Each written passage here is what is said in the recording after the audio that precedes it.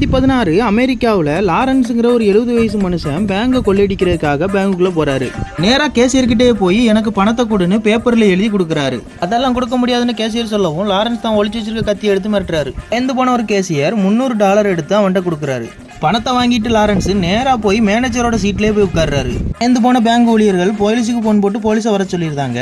போலீஸும் வந்த உடனே இவன் தானே அந்த கிழவன் அப்படின்னு சொல்லி அரெஸ்ட் பண்ணி கொண்டு போயிருந்தாங்க. லாரன்ஸை நேரா கோர்ட்டுக்கு கொண்டு போறாங்க. கட்சி எதுக்காக பேங்கை கொள்ளையடிச்சான்னு கேட்கவும் லாரன்ஸ் என்னோட பொண்டாட்டி கொடுமை ரொம்பவே தாங்க முடியல, அதனால ஜெயிலுக்கு போயாவது சந்தோஷமா இருக்கலான்னு பேங்கு கொள்ளையடிச்சேன்னு சொல்றான்.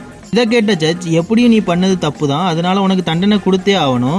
நீ ஜெயிலுக்கு போனா எப்படியும் சந்தோஷமா தான் இருப்ப, அதனால உன்னை 6 மாசத்துக்கு ஹவுஸ் ரெஸ்ட் கொடுக்குறேன்னு சொல்றாரு. ஹவுஸ் ரெஸ்ட்னா அவர் எங்க இருந்து தப்பிக்கன்னு நினைச்சாரோ அந்த இடத்துலயே 6 மாசத்துக்கு வெளியே வரக்கூடாதுன்னு ஒரு கொடூரமான தண்டனையை கொடுக்குறாங்க. உண்மையிலேயே அவருக்கு கொடுத்த தண்டனை கரெக்ட் தானான்னு கமெண்ட்ல சொல்லுங்க. இந்த வீடியோ பிடிச்சிருந்தா லைக் பண்ணுங்க. இந்த மாதிரியான இன்ட்ரெஸ்டிங்கான வீடியோ பார்க்க சப்ஸ்கிரைப் பண்ணுங்க.